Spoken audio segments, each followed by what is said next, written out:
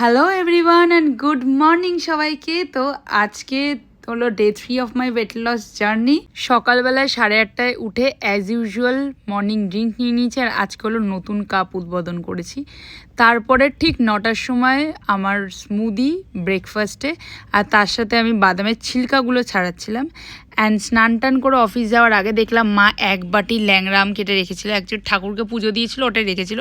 তো আমি মাত্র 4 পিস খেয়েছি, 4 পিস ইন দ্য সেন্স মানে হাফেরও কম খেয়েছি। তো যাই হোক, পোর্শন কন্ট্রোল যেটা একদম মেন জিনিস, যেটাকে আমি মেনটেন করছি।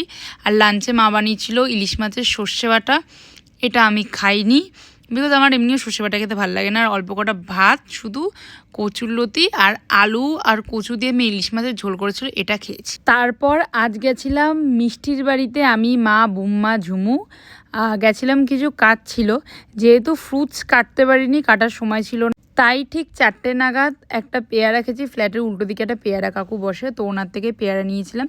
তারপরে মাসির বাড়ি পৌঁছে ওখানে আমরা মিষ্টির দোকানে মাসির বাড়ির জন্য মিষ্টি কিনছিল। এখানে ঝুমুকে যা যা অফার করেছিল, ঝুমু আমার দিকে তাকাচ্ছিল আর আমি সেটাকে না না করে দিচ্ছিলাম, তাই ঝুমুও মুন্ডু ঘোরাচ্ছে।